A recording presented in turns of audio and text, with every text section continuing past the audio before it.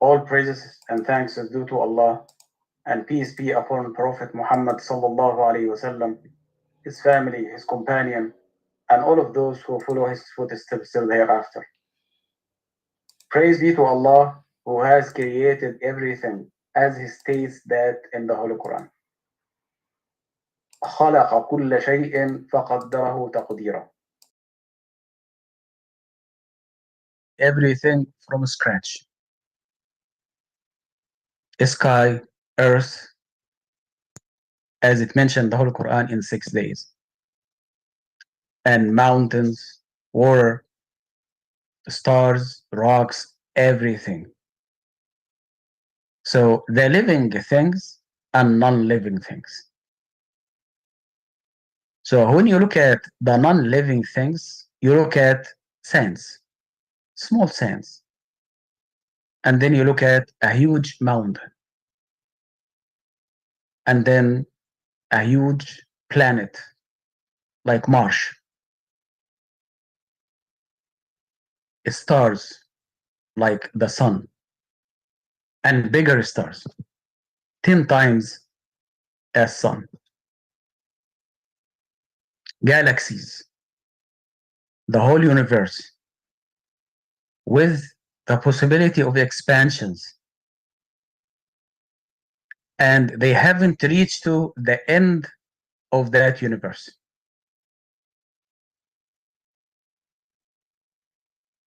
And the living things started from an atom, molecules, proteins, DNA, RNA, viruses, bacteria, molds. And you go to protozoa, insects, rabbits, mice, and then you go to the above creatures, cats, dogs, and all the animals in the zoo. And then you got to monkeys. Allah has sent prophets and messengers with the truth, the absolute truth. And then when you open the holy box, you will find out that all of them pointed out to the start of the creation of Adam alayhi salam and Eve. It was really clear, and all the holy books agreed about that issue. Adam and Eve was the first humans on earth.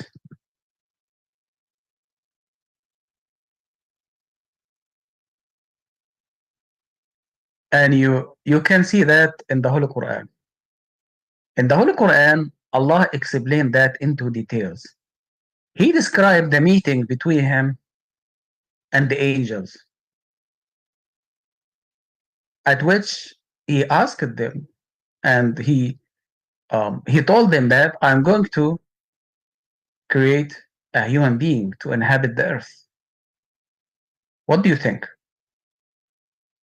They said, he's going to spread corruption and bloodshed, because they had experienced this before with another creatures. He said, I don't know what you know not. And this is a dialogue in Surah Al-Baqarah, chapter number 2.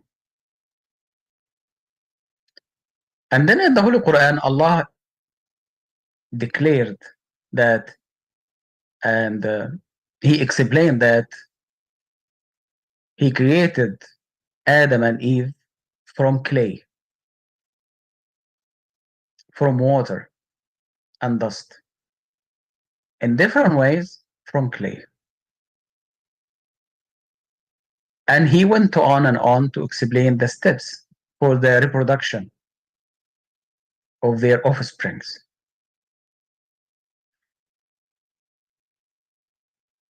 And only for 150 years ago, someone by the name of Darwin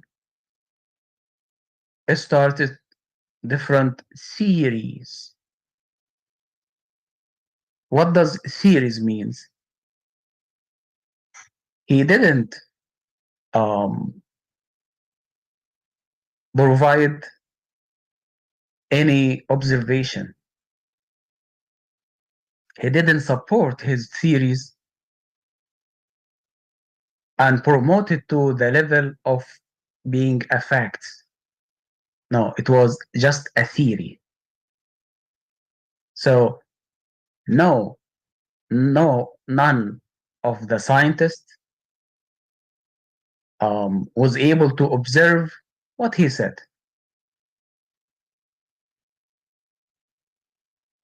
And then what did he do? He went to South Africa, South America, different parts, and he was able to get some traces, fossils of the remains of the creatures who were buried at different locations. And then he figured out that they are connected. And there is a similarity.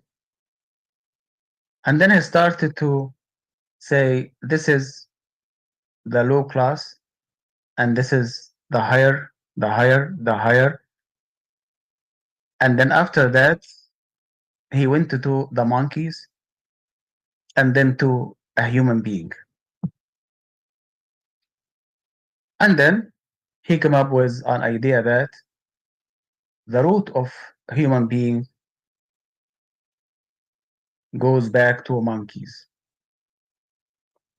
So according to the Holy Quran, the evolution of life is the results of divine will and divine guidance.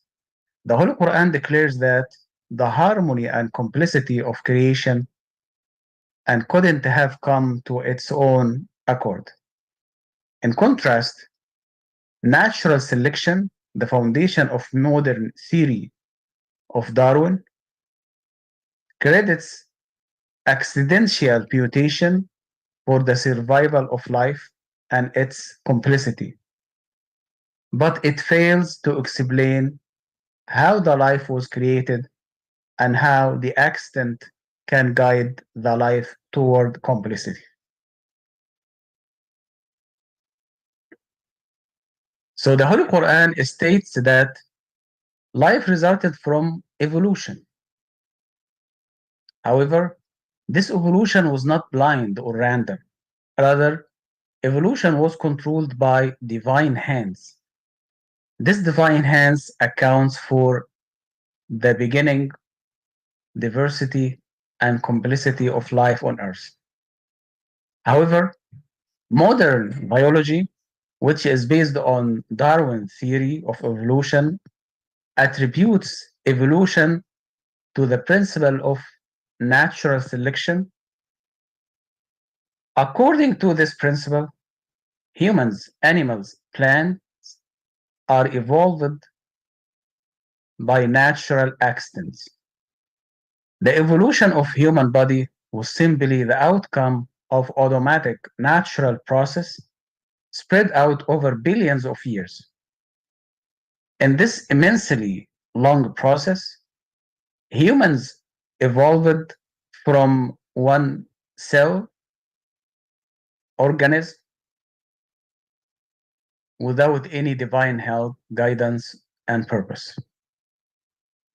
Natural selection is the cornerstone of Darwin's theory.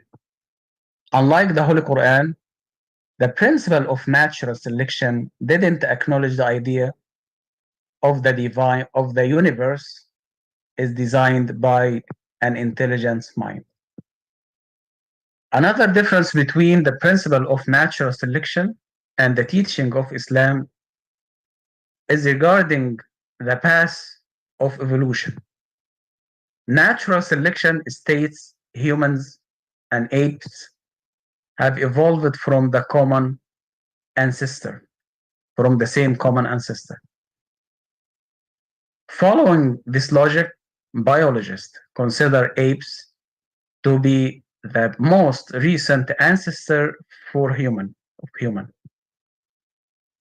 The Holy Quran, however, doesn't put forward the idea of the common ancestor and thus doesn't regard ape to be part of human evolution chain, the evolutionary chain. So, as I mentioned earlier, in the Holy Quran, Allah has explained that very clear, step by step, and how humans were made inside the womb of their mother.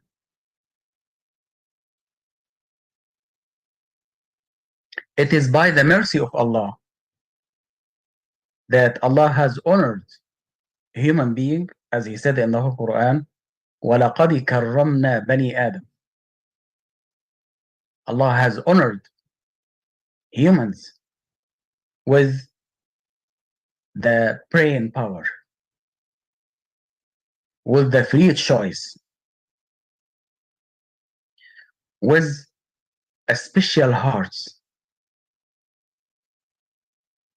that will love Him, love Allah. So, according to the Holy Quran, everything was created by Allah in pairs. Even viruses, bacteria, microorganisms, moles, and insects, little animal like rabbits, mice, and then you go for cats, dogs, and the other higher classes as you see in the zoo. So everything was created at the final stage of their looking. Someone may say, but dinosaurs and other creatures were vanished. Allah stated that in the Holy Quran. He created something and was gone. So they didn't last for a long time. So I am saying this, and I'm among scientists. If you go by the college, the academia, you must believe in Darwin's theory, saying that your ancestor was a monkey.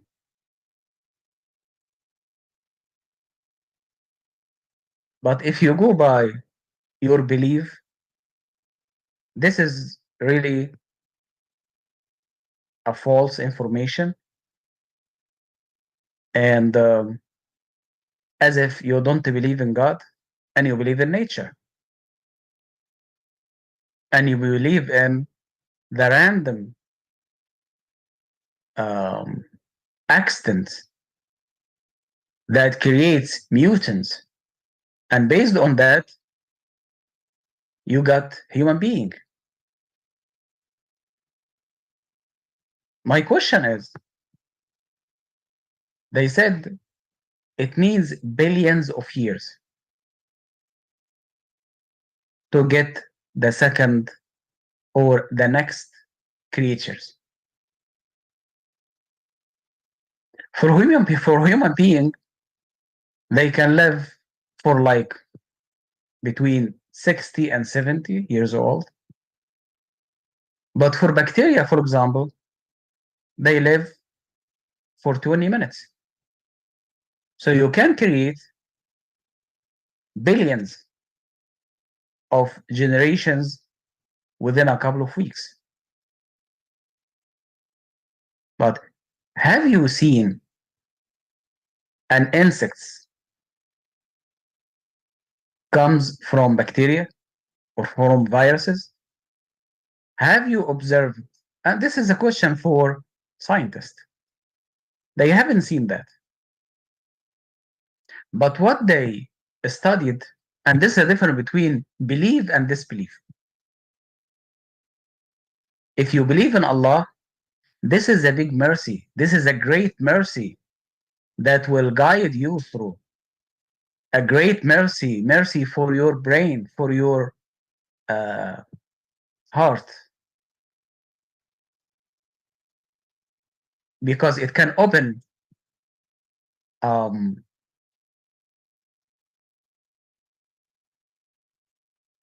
a good knowledge in front of you. So the difference between Muslim scientists and non-Muslim scientists is Muslim scientists, they go by a divine law. And we believe that everything was created from Allah, by Allah. And all the knowledge that we have in our life, it goes back to the knowledge of Allah. At the time of Prophet Musa alayhi salam, when he traveled to meet Al-Khidr alayhi salam,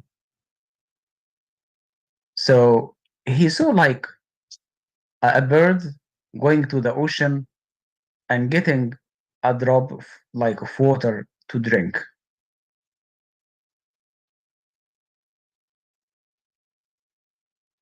He told him that all the knowledge that we have in our life is somehow equivalent to what the bird got from the ocean, in comparison to the knowledge of Allah, which is like an ocean. So we know nothing. Our knowledge is very limited. So only for 150 years, humans who didn't believe in Allah, and they believe in science, because they found a similarity going across the creatures. They said that the nature selection are the one who produced all this universe and creations. And this is the root of ilhad, atheism. So it takes the non-believer, it takes the believers from Islam, Christianity, Judaism to become non-believer.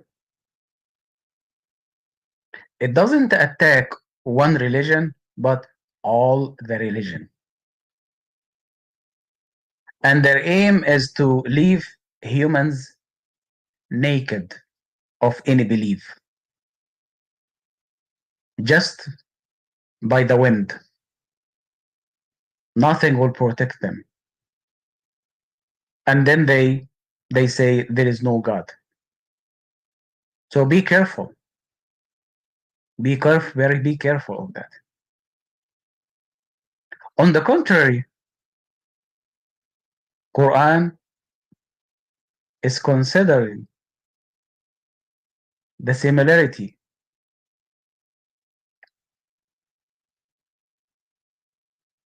is one of the evidence to the oneness of God. One of the attributes of God, according to the Holy Quran, is that He creates in a stage humans. Humans have also been created in a stage. Without going to many details, but does offer principles that tend to point toward four major stages in the evolution of humans.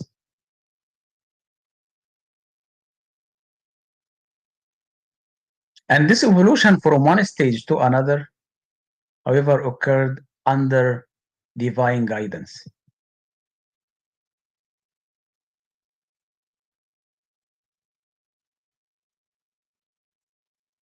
The Holy Quran disagrees with the blind aspects of natural selection, as well as its path, which places humans and apes in the same evolutionary chain. The enormous gaps between humans and animals in mental potential and social skills raises the issue of the missing link, which is discussed later on. The Holy Quran repeatedly declares that at every steps of creation, the choices were not made by the blind operator of natural selection, but by God, the all-seeing, the all-knowing. But he hasn't simply created nature, but he has also actively been involved in the selection of species. Which one goes extinct and which one survive. So one goes extinct and one goes survive. The creation of and the sustain of all the species depend on the will of God. According to natural selection, however, humans are merely the outcome of trillions of evolutionary accidents created by random events in the evolution process. They have no specific purpose in the universe. Their existence is coincidence.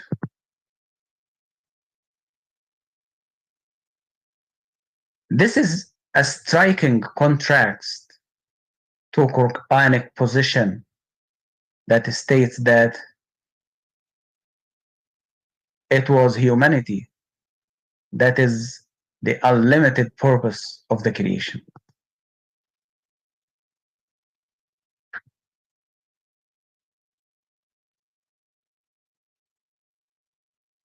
And there is a missing links.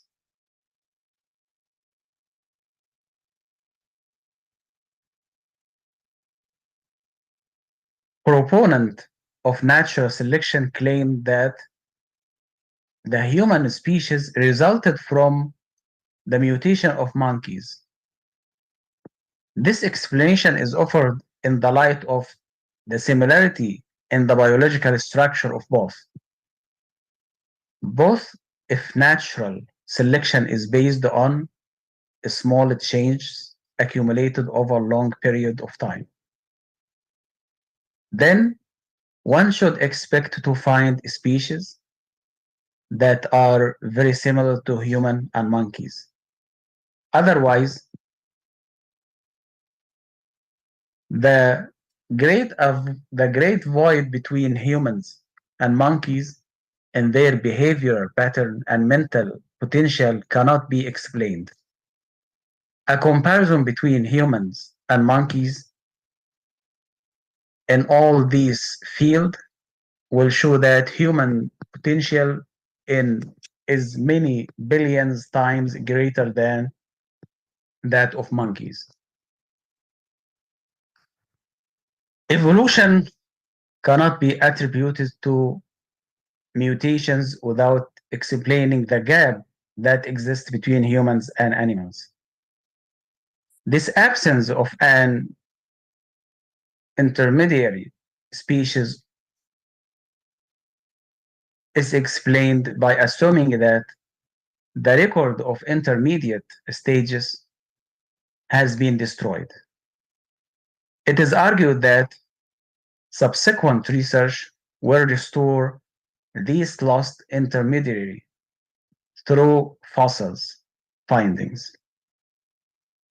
This hasn't yet happened. The gap in human and monkeys' intelligence indicate that humans may have evolved in a different manners. This picture of evolution goes against the fundamental assumptions of natural selection, which identified one common ancestor for all species. Another fundamental problems which natural selection is that it cannot be referred to as a creator because it doesn't create but works on whatever already exists. So a very fundamental question need to be addressed. Where did an organic material comes from that subsequently turned into DNA and RNA molecules, the foundation of life? Because you have inorganic materials, and after getting mixed with water, as Allah says in the Holy Quran, وَجَعَلْنَا مِنَ الْمَاءِ كُلَّ شَيْءٍ حَيٍّ. So the inorganic becomes a living molecules and then a living creatures. Natural selection fails to explain this.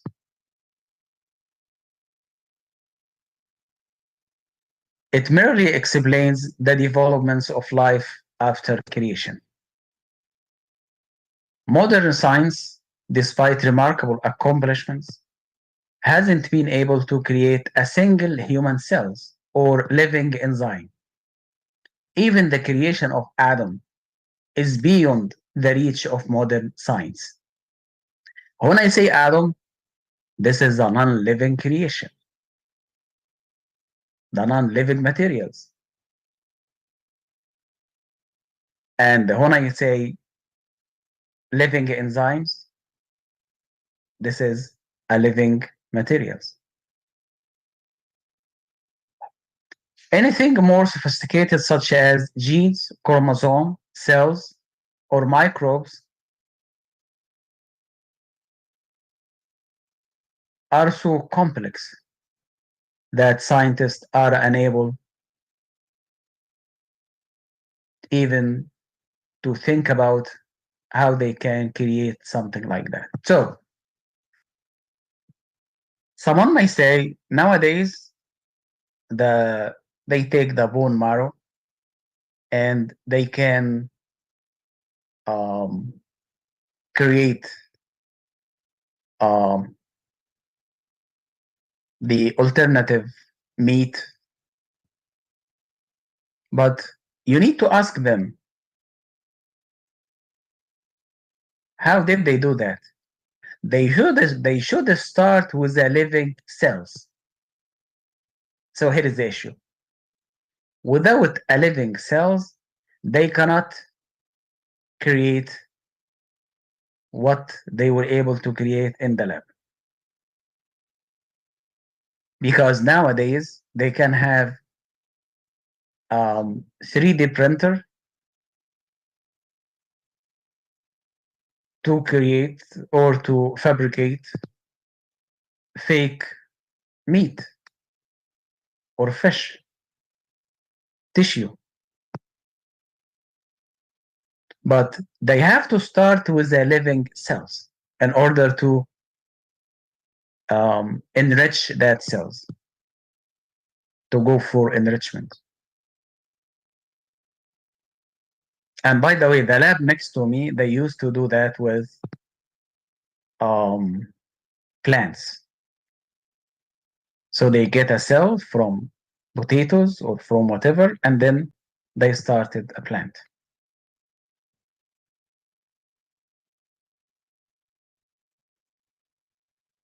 So they can't even think about the slightest degree of their manufacture.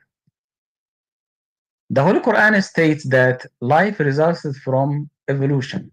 However, it identified the harmony and the complexity of creation and declares that all this couldn't have come of its own accord. Natural selection fails to explain the creation of life. The evolution of life, as described by natural selection, produces complexity and harmony of life through its change and mutation. Life has evolved in a progressive fashion from a simple to complex life without any supernatural guidance. Evolution of a complex life due to trillions of accidents in 4.5 billion years depends on too many chances. Hence, every step that life took could have moved in any direction. A single step to be taken in the right direction without guidance is unlikely a chance. For each step to move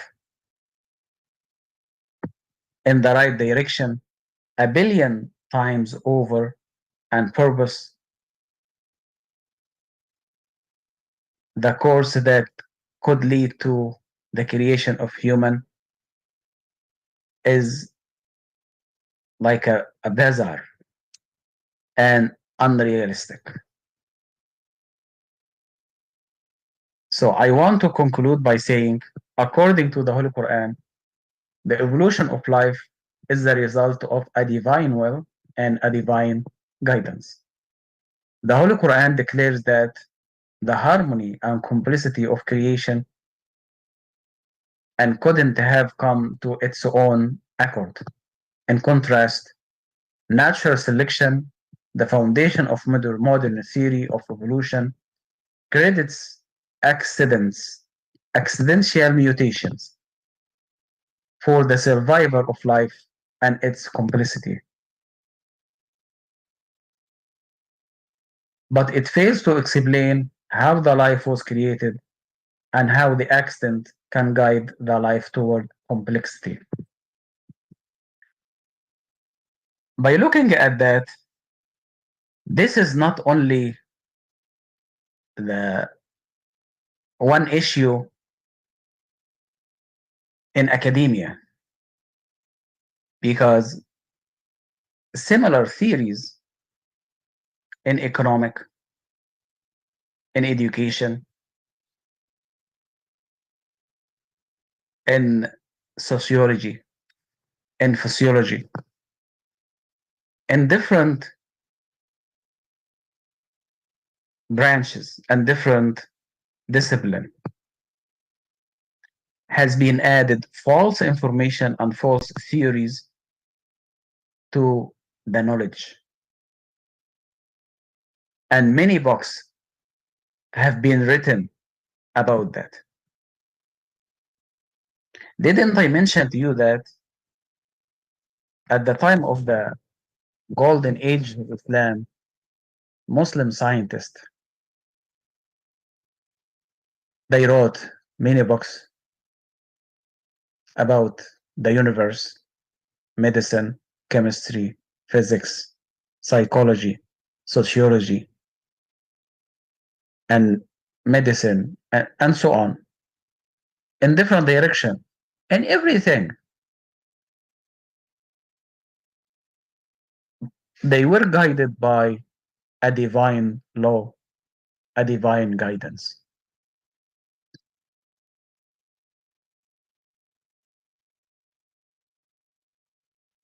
But when you don't have a belief, um, and you are smart, you are intelligent, your mind will lead you to any idea, any false information.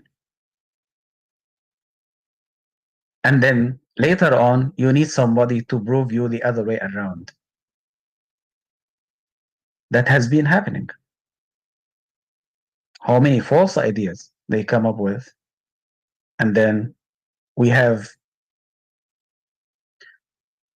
proved to them the other way around. So I'm going to stop at this point, and inshallah, Sister Layla will lead the discussion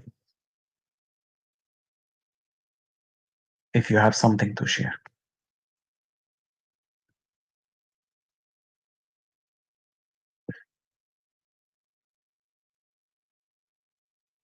Sister Sahar, you may start, inshallah.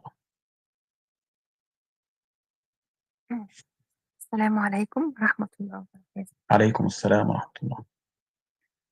If we think about mankind, we would notice that billions of people, each one of them has a particular shape, has his own features. Allah gave each person his own features using the same four items: two eyes, mouth, nose, and a nose. Mankind is only one type of Allah creatures. Only one type. Each one of them has different features. Subhanallah. So anyone who is mature enough and has insight, if he notices mankind creature, he would realize that mankind is created by God, and it's impossible that they were created by coincidence. And anatomy has proven that humans are different from all creatures in the universe. And the evolution story is mistaken due to the following. I divided A and B. A, evidence from Quran and Sunnah. Allah told us that He created Adam and below the soul in him. Then He ordered the angels to prostrate to him as greetings. Allah Allah let him live in paradise. And these verses are true evidence that the evolution story is wrong. And here are the verses. بسم الله الرحمن الرحيم ولقد خلقنا الإنسان في أحسن تقويم. We created mankind with the best structure. And the other verse, بسم الله الرحمن الرحيم وإذ قال ربك للملائكة إني خالق بشر من طين فإذا سويته ونفخت فيه من روحي فقعوا له ساجدين صدق الله العظيم. Your Lord said to the angels, indeed, I'm creating a human being from clay. Once I create him and blew the soul in him, you, the angels, you fall down prostrating to him. صدق الله العظيم. And this verse show us how Allah started creating mankind. He was Adam, the father of mankind, and Allah created Eve from Adam's rib and commanded them to live in paradise. And here are the verses. بسم الله الرحمن الرحيم ويا آدم اسكن أنت وزوجك الجنة فكلا من حيث شئتما ولا تقربا هذه الشجرة فتكونا من الظالمين صدق الله العظيم. O Adam, inhabit the paradise with your wife and eat whatever you wish, and don't approach this tree, not to be oppressors. And the rest of the story, after some times from living at heaven, Shaitan whispered to Adam to eat from the forbidden tree, and he ate from it. They ate, and that's why they were taken out of heaven and descended to the earth, where they lived and they had their children. So we are sure of how mankind created, no doubt. And before I leave that point, I want to clarify something. Allah said in the Holy Quran, your Lord said to angels, indeed, I will create a caliph means subordinate, khalifa, subordinate.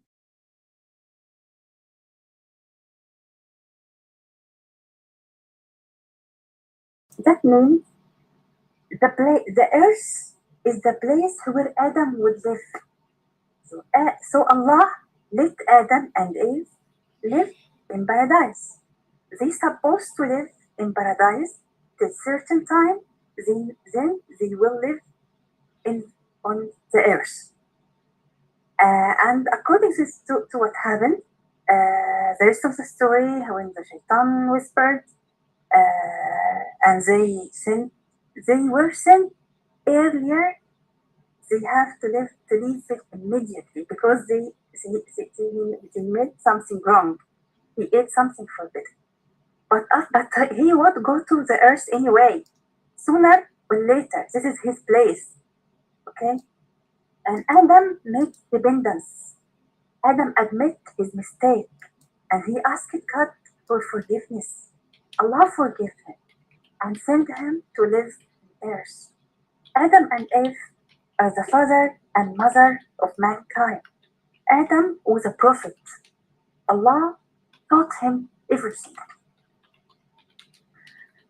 That was the evidence from Quran.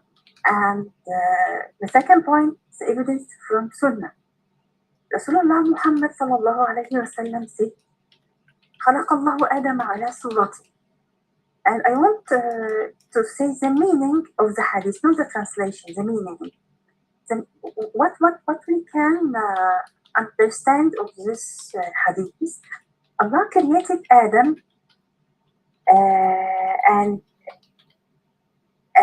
he looked like as a mankind who is exists nowadays. So Allah created him in the same shape. He didn't move from shape to another shape. Okay? Adam has the same features and same shape. Number B, I collect some scientific evidence shows that evolution theory is wrong scientifically and mentally.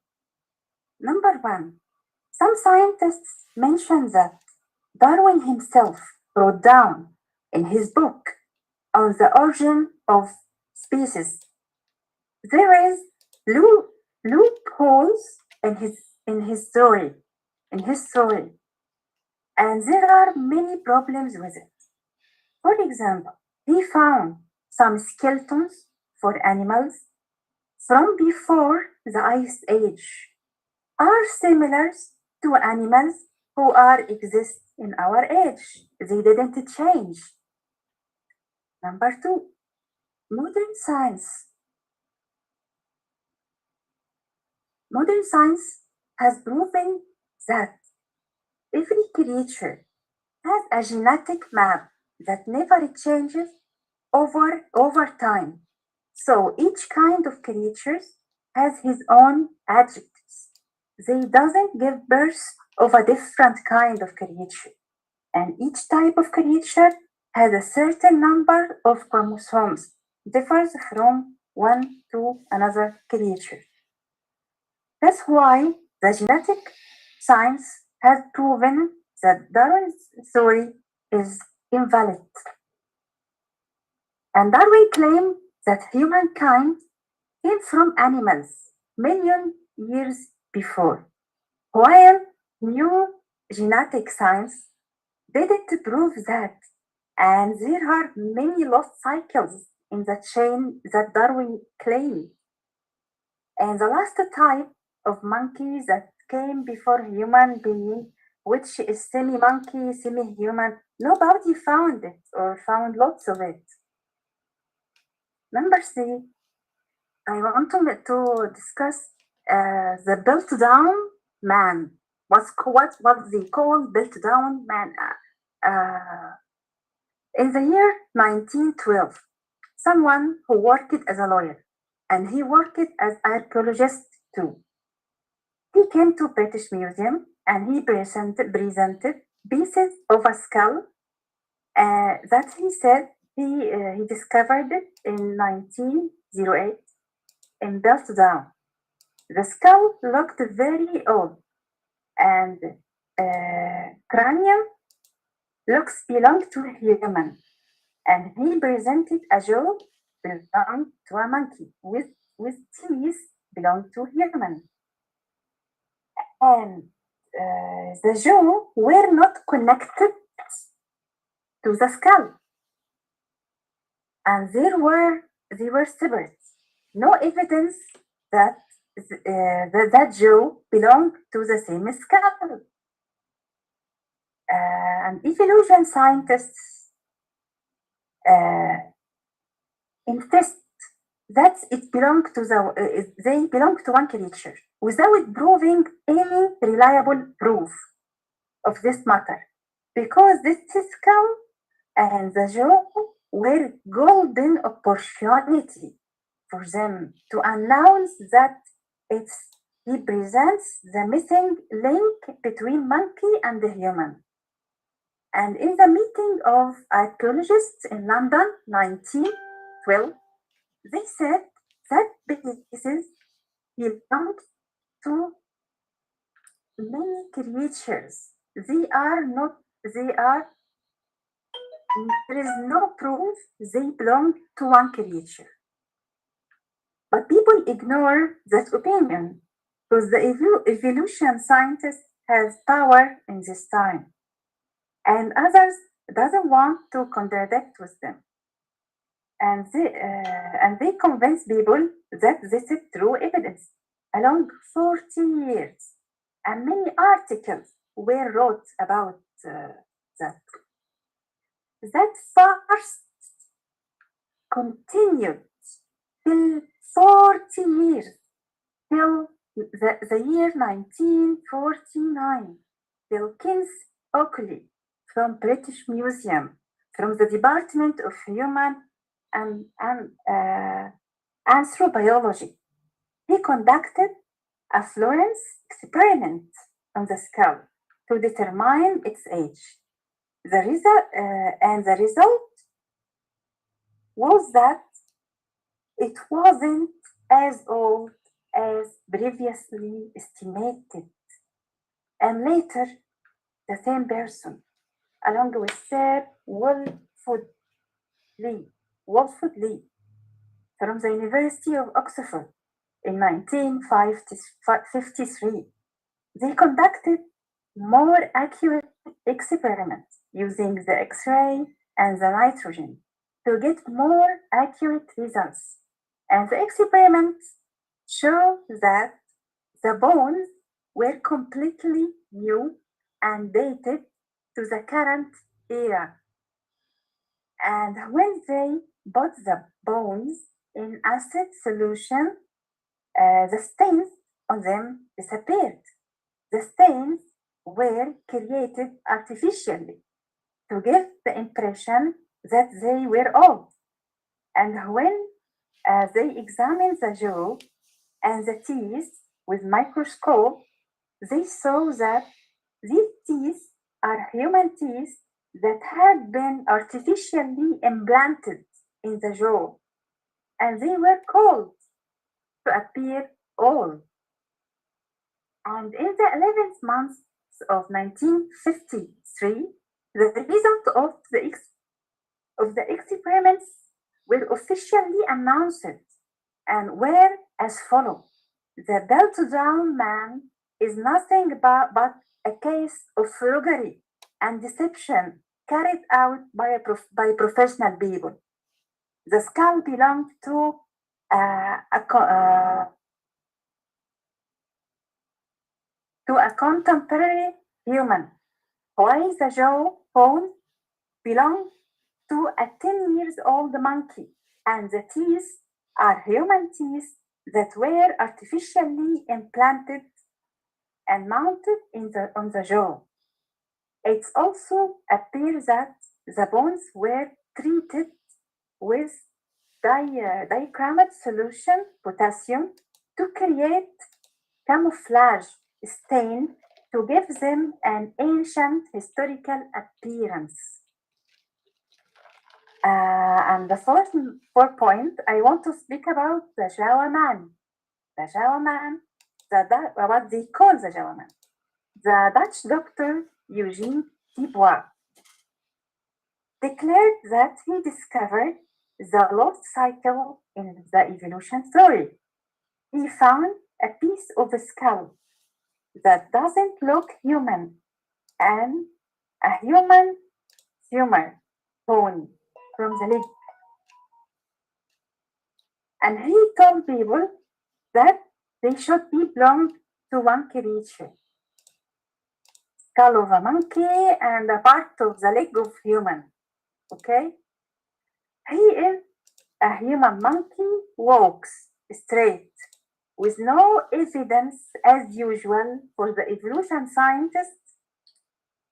And after 30 years, he spoke in public and he showed the scientists another two human skulls he found near the previous birds at the same time and same place. And he hides them. He hides that evidence. That was a huge surprise. Humankind lived at this time and looked as the same as we look now. And what he found 30 years before was a skull of a monkey. And he hides the two human skulls all these years to prove the evolution theory. And he admitted before his death that what he found first was monkey skull. All evolution scientists doesn't present any scientific evidence that pieces of monkey and human belong to one creature. They present a story of their imagination as scientific evidence. And now I will speak about the Nebraska man, what they call the Nebraska man. And that was repeated when they declared in 1922 they found a tooth in Nebraska belonged to a creature between human and monkey. And they call him Nebraska man with a photo of their imagination for that creature. And many years later, scientists discovered that tooth belonged to a pig. This all a lie. They dress up as science. And I want to end my speech with a verse from Quran, from Surah Al-Sajdah, verses from 6 to 9. بسم الله الرحمن الرحيم الذي أحسن كل شيء خلقه وبدأ خلق الإنسان من طين ثم جعل نسله من سلالة من ماء مهين ثم سواه ونفخ فيه من روحه وجعل لكم السمع والأبصار والأفئدة قليلا ما تشكرون. He perfected everything which he created and began creation a man from clay. Then he made his posterity out of the extract of a liquid disdain. Then he proportioned him and blew the soul on him and made for you hearing and vision and hearts. Little you grateful. Sunnahfollower Rabbi. Thank you. ما شاء الله ما شاء الله جزاك الله خيرا. So as I mentioned to you earlier, don't be very happy and excited when you send your kids to like public schools, universities, because before that you need to send them to Islamic schools where they receive the absolute knowledge and facts about the universe and about life. Because if you let them to go on their own without having a solid foundation about the universe, about the creator, about the creatures, they may come back to you without any belief, like atheists. Um, and I mentioned to you that this is one example, is the evolution. But this is not the only example. This is in biology. Yes. This is where we believe in the observation. But in biology, we can't publish any paper without observation. We have to see a change occurs, something happens, and we have to record every change. And based on that, we can publish our manuscript. But when you talk about human studies, women studies, history, psychology, sociology, education, and so on, the list is long because these knowledge are on the hand of non-believers now. They are the master. So they have nothing to guide them. And then they got a cup of wine. And then when they go high, they write some theories. And then they teach you that, and you have to abide by what they did. You have to memorize it. You have to digest all the knowledge as it said, subhanallah. So I want Sister Layla to explain more on that. Yes. Because she's expert in that area. Yeah. SubhanAllah. You know, we have, and this I really like, I'm going to definitely make a short of that. How he said that, you know, nowadays as Muslims, we become excited and we send our kids off to the university to get these degrees and stuff, not realizing that they're exposed now to a secular education that is not based on Islam, that's not based on wala wal bara. And that's what we've been speaking about in our class.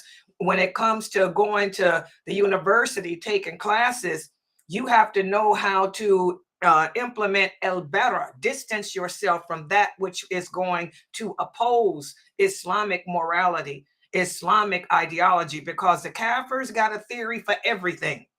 And the easiest classes to take in university are the psychology classes, the philosophy classes, because all that is based on someone's theory, someone's opinion, okay? Not based on facts often. You know, and your children get sucked up into that to get an easy, you know, passing, or to get a degree easier, you know, and they come out messed up Islamically. You know, we've seen very famous people of knowledge, you know, who graduated from the University of Medina, excellent people of the Dawah, people of the Sunnah, and then they went to these Princeton, Howard universities, and they changed their whole ideology. Now they believe that you can pray to dead people, you know, that you can talk to the dead and the dead can hear you, because they were exposed to that theology and that ideology. So we have to be very careful. We have to utilize wala wal bara in everything. Sister Norto, you have to want to share? Go ahead. Yeah, I just wanted to add what you said is true, Miss Layla, in regards to what you guys are talking about, the secular education. I remember when I was in high school, and you know, while my parents are out busy, you know, making money to, like, you know, take care of us or whatever, they're not really sure of the curriculum that we were learning. I remember when I was in high school and I was taking an anthropology class, and we were learning about, like, how humans come from evolution, like how humans come from apes. And I actually believed that at that point, because I'm still a child and this is what I'm being taught. So as children, we grasp the things that are being taught.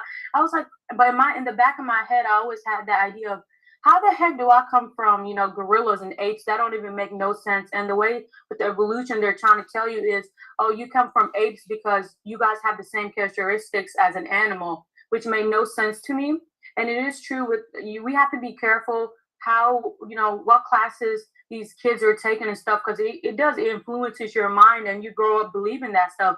But of course, once I learned my religion, I realized that's nothing, like, that doesn't even compare to anything of like Islamic related. So it is true, we need to really be careful what, like, you know, classes and stuff that we do take, or what, like, it's true, like, you know, we as Muslims need to take our children to learn about Islam properly. We're too busy making money, but we don't understand what the curriculum and what our, you know, kids are actually learning in school. And then your kids grow up believing this stuff. They don't know nothing about Allah. They're like, what's God? You know, they're like how, you know, this is what happened with the Big Bang Theory, and it just everything came out of nowhere. That's literally the things we were taught in high school when I was a child. So it's really, we need to take heed of that, because these kids grow up believing this stuff. They don't know nothing about Allah. They don't know nothing. We're too busy as parents. We're too busy trying to take care of our children. At the same time, even the mothers are supposed to be at home teaching these children about Islam, but the mothers are not like learning the obligations. They're not learning the unlawful. They don't know nothing about their rights, and then they're not teaching to their children, but they're too busy chasing this dunya while their kids are falling behind, and we don't understand that. Good job. Yes, Dr. Yeah, Asim. that's why you have some Muslims who carry the Muslim's name, and they are famous in their community. But when you open such a discussion with them about this issue, they have nothing. They like, this is what they study. They studied evolution. They studied misery, riba. They studied the gender, not sex, and homosexuality, and so they are misled by scientists, by their professors. So, subhanallah. So Allah has given you the gift, and this gift is your children, and then you don't take care of your children. You don't allow them to get the right knowledge, and then they go and get the false information, the shirk information, and then they may pray and fast, but inside their heart they are mushrik. Because if you believe in the revolution, it means that there was no God. God is their nature, Mother Nature. But if you have the solid foundation about the creation, you will find this similarity bring people to the oneness of God. Because if the universe belonged to several gods, you wouldn't find one norm of the creation. But when you look at the creation, you will find there is one divine law for the creation. You remember Surah قُلْ أَعُوذُ رَبِّ الْفَلَقِ? One norm of the creation. Even when you look at the non-living materials and living materials, they have some similarities. Atoms. Subhanallah. So we need to pay attention to that. So for those who are parents, make sure that your kids are getting the solid foundation about Islam, and they understand what is the universe, who created the universe, and how life is about. And for those who are still students, be careful and try to understand your religion better, inshallah. Sister Leila? Yes, anyone Yeah, else? and Dr. Asim, also I've noticed that like whenever the kids grow up, right, and they grow up fast, and I've noticed some of the mothers in like in our communities, the Bantu community, they're not teaching their kids respect. They're not teaching their kids mannerisms. They're not teaching their kids anything. Like the kids just grow up. They don't know Al-Fatiha, while other kids their age know it, but they're too busy, in this dunya, and they don't know what their kids are learning. Just like what Miss Layla mentioned in her last lecture she did, how these kids grow up behind closed doors. You don't know what your kid is doing behind closed doors. What education, because whatever education they're being taught in school or their friends, you don't even know their friends, you don't know their whereabouts. They're putting that inside them and actually believe in that, I agree with you, Sister Leila. Yes, this is really great. Anyone else would like to contribute? I have and thank you too, Northa. Northa's one of our youth here. I would love to hear from more of our youth. Northa is about to graduate from university too, so she can relate to this. And most of you are in university. Anyone else would like to share? Go ahead. Sister Fan-May, what's your perspective on this? I mean, you focus on teaching your kids at home. Fan-May she has a different perspective here. She's studying at home. She does all her university classes at online at home so she can focus on her kids and nurturing the fitra of their heart, and to as so as to prevent them from being exposed to that. Fatma, do you want to share with us, or are you here? I don't even know if she's here. Fatma? Yeah, I'm here. Yeah, sure. I agree with everything that Sister Nancy said previously. I witnessed parents, like she said, working a lot and leaving their kids to the public school system and television, the internet, social media. That it corrupted a lot of kids. I see from my family personally, as well as friends and their family members. And the way we grew up is pretty much that. It was just like the kids were left alone at home by themselves with no one to supervise them, no one to teach them anything, and no one to, even watch and see what they're doing on the media. So it's really sad. It really took a lot of kids away from being in that lifestyle of drugs and alcohol and just giving into their desires and just fornicating, and it really messed up a lot of kids. And like you said earlier, yeah, I would put the blame on the parents, because when the kids are really, they don't know any better. They don't know from right from wrong to good to bad. They'll just do whatever they see or whatever feels good to them. So because I've witnessed all of that, and I've seen it with a lot of families as well as my own. I did made I said I was gonna change that perspective, just to change that generational curse pretty much, and really put my priority on my kids. I always said that whenever I get married, I know that my household would be like my number one priority. So I was still studying at the time before I got married, and so when I did decide to get married, I had to stop with my studying. Um, I kind of took a step back from schooling and stuff like that, and then because I started having kids, and then I was looking at my kids, and I'm seeing how other children were behaving, and I'm just like, this is a really serious thing. Because if you're not there for your kids, there's really no one that's gonna step up and try to raise your kids for you. So it's because it's not their responsibility; it's your responsibility.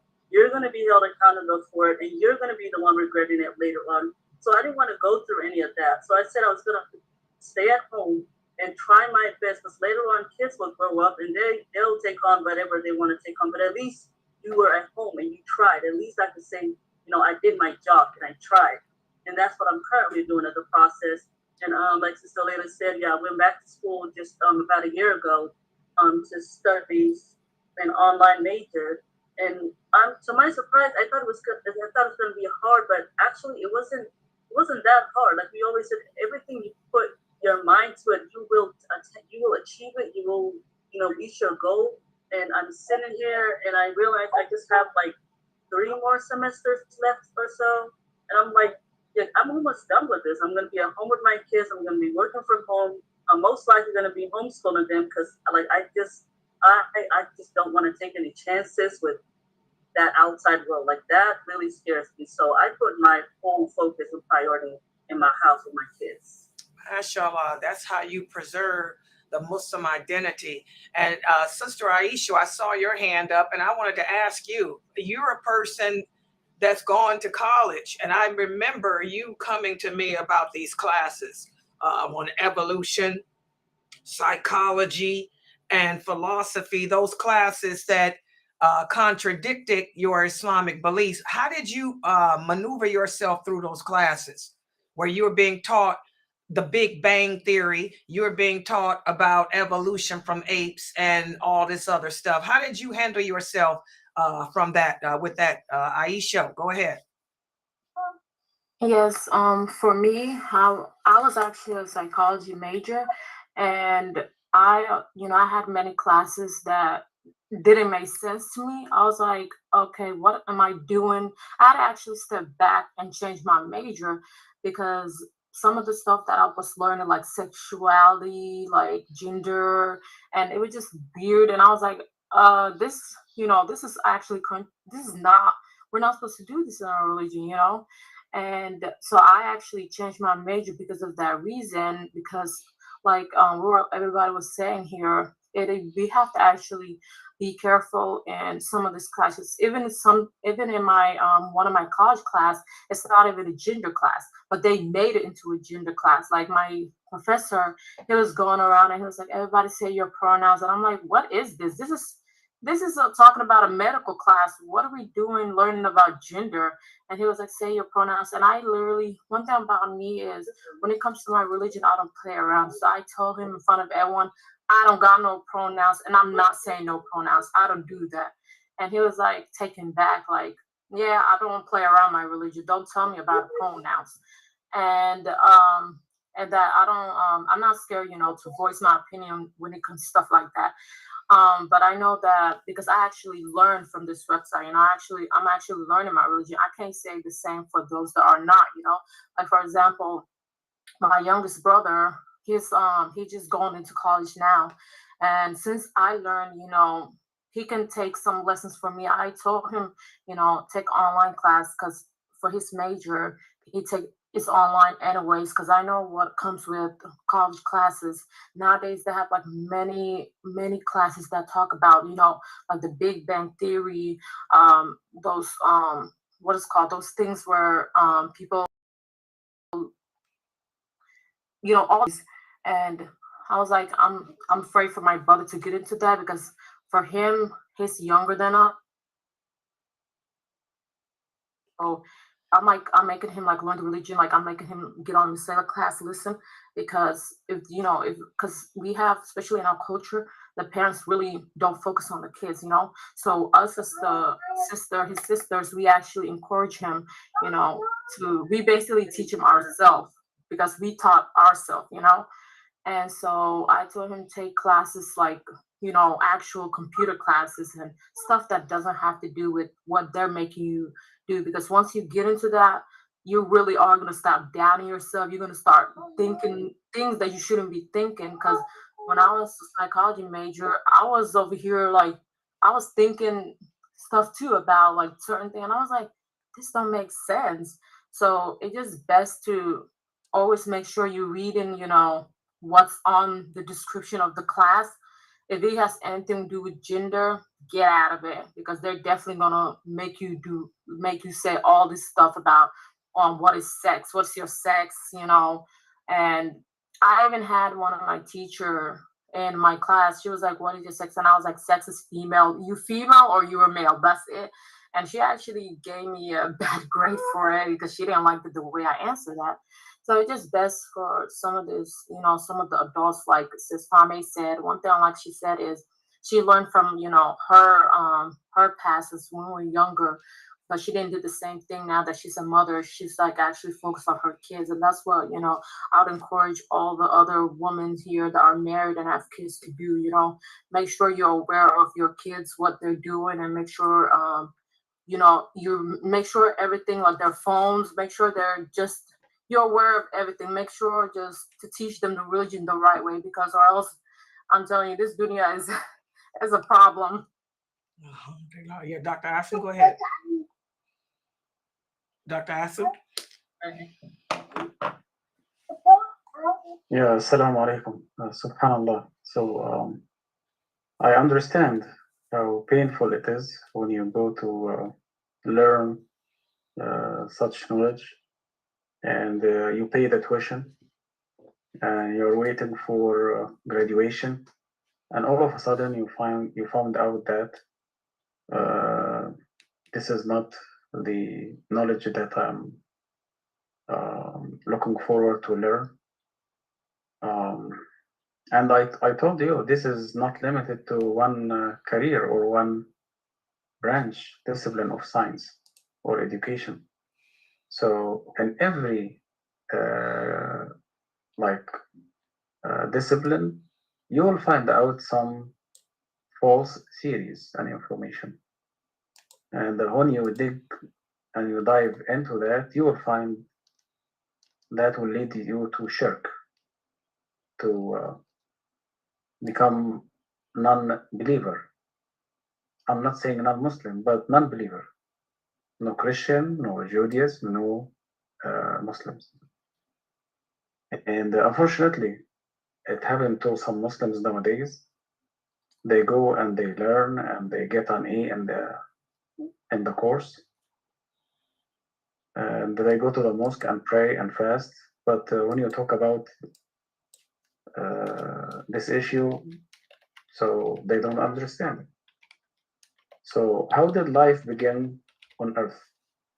According to natural selection, certain inorganic materials unintentionally combined to form organic materials.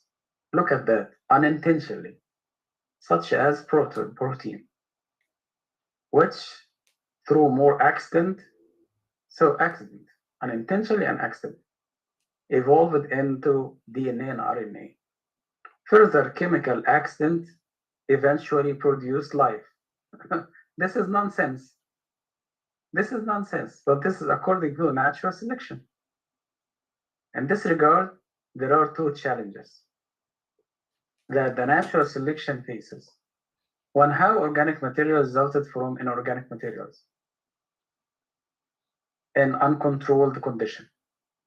Second, how did remarkable complex bricks of life, DNA and RNA, evolve out of organic materials? Under laboratory condition, it has been discovered that organic materials can emerge out of chemical reactions of inorganic material. However, this was achieved in a controlled environment. Under the supervision of scientists, the production of organic materials in the laboratory needed proper supervision and proper control. If such a supervision and control were needed to produce organic materials in a laboratory, why were they not needed when the foundation of life were being laid down on Earth? What are the odds that different inorganic materials ended up mixing in proper proportions on its own to produce organic materials? To bring about such a transformation, atmosphere has to be oxygen-free, which was the case at the time according to recent scientific discoveries. Later on, the atmosphere became rich with oxygen, as was needed to support life. Such timely chemical accidents, which produced building blocks of life in totally unsupervised circumstances in a changing but favorable atmosphere, hardly seems to be accidental. Another challenge that scientists are facing is how organic materials are transformed into profoundly complex molecules such as DNA and RNA. Natural selection attributes their conversion of organic materials into DNA to chance. Professor Edwin Conklin, he's a biologist at Princeton University, argued that probability of life originating from accident is comparable to the probability of an abridged dictionary resulting from an explosion in a printed shop. A British scientist, his name is G.D. Bernal, believed that attributing origination of life to accident is even less plausible than Adam and Eve story. Again, he believed that attributing origination of life to accident is even less plausible than Adam and Eve story.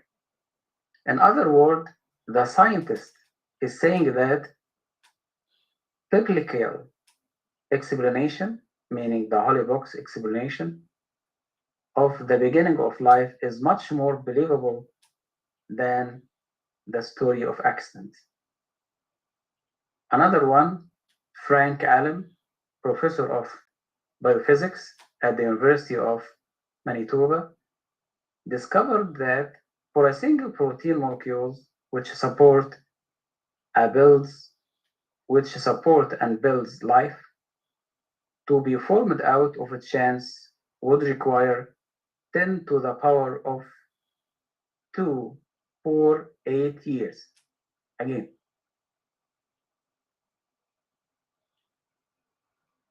so he discovered that for a single protein molecules which support and builds life to be formed out of a chance would require 10 to the power of 280, 10 to the power of 248 years. This number is incredibly larger than 4.5 billion of years. The scientifically measured age of the universe, 4.5 billion years. If a single protein molecule takes so much time, how much time is needed before that protein turns into human? So again, in order to have to form a single protein molecule, it takes 10 to the power of 248 years. And this number is larger than the scientifically measured age of the universe, which is 4.5 billion years. Furthermore, modern science has discovered that once organic materials is created from inorganic materials, it is needed to exist in a dry stage to prevent it from reverting back to its elementary form. The Holy Quran, the advocate of divine will, explicitly talks about these recent scientific discoveries. The Holy Quran states that with water did we create every living thing. The Holy Quran further stated that, and surely we created man from dry, wringing clay made from stagnant, blackish mud. This picture of water and clay presented by the Holy Quran seemed to be consistent with the mixture of inorganic material becoming organic, which was followed by a dry stage to allow the organic materials to develop irreversible strength. So I just wanted to mention that, so to give you some insight about the laboratory work and how scientists thought about that. Sister Leila? Yes, anyone else would like to share with this? Sister Jamila, I see you're here. You had something to say, Jamila?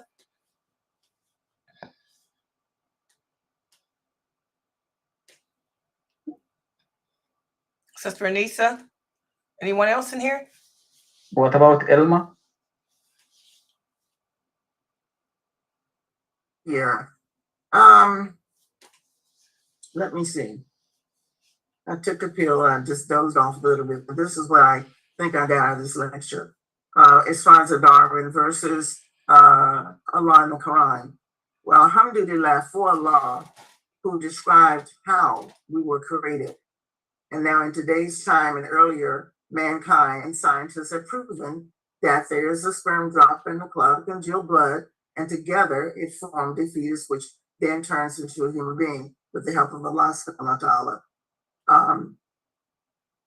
It amazes me because not only did Allah actually have the ability to use a man and a woman to create another person that imitate or similar to themselves or look like themselves, have feelings even altogether different from the feelings of the mother and the father. we each have our own brain to think separately, even though we came from two people. The single person is altogether independent, but yet still a part of the two. How people can actually get that confused with the creation of a Big Bang, it's always amazed me. Even before I became a Muslim, that amazed me. And then there are, right now today, there are some YouTube little bits going on or shorts going on where this Caucasian lady is sitting in a cage with apes. And these apes are reaching in her pocket to get food, and she's feeding them. And yes, she's watching them. They're close to her. And I see that as yesterday, an ape actually kissed her on her face. And I thought, now how long will it be before the ape actually have a different type of feeling for this woman if he knew better, or if he knew what most human beings who are bad guys would know, he would rape her. I mean, just to sit there and watch that. And then in the Quran, Allah says that he actually turned some of the human beings, some of the Jews, into monkeys and apes. And these animals are actually mimicking humans. They look like humans, similar to humans when humans get around them. The little dogs that people have resembles the people. And the little dogs take on the characters also of their masters. It's amazing. But anything that Allah has created, He's taken care of. I'm just thankful that Allah has created us and given us guidance with the Quran so that we know exactly where we came from and how to live our lives here on earth. Alhamdulillah.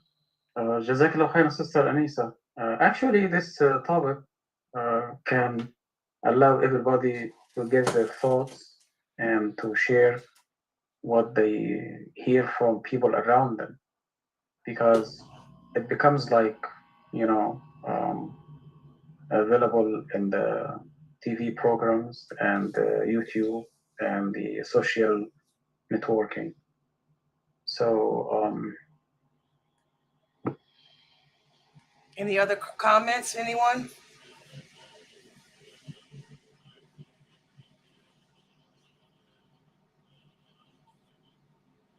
so if we don't have anybody to share any ideas, so inshallah we'll end the class at this point. Can we continue this one next week? I like this topic. Can we possibly do it again? I mean, continue it next week? Because I like this, and this gives them something to think about. Yeah. So please listen to the record lecture, and inshallah next week we are going to continue that inshallah. سبحانك اللهم وبحمدك نشهد أن لا إله إلا أنت نستغفرك ونتوب إليك. بسم الله الرحمن الرحيم. والعصر إلا الذين آمنوا وعملوا الصالحات وتواصوا بالحق وتواصوا بالصبر. سبحان ربك رب العزة عما يصفون وسلام على المرسلين والحمد لله رب العالمين والسلام عليكم ورحمة الله.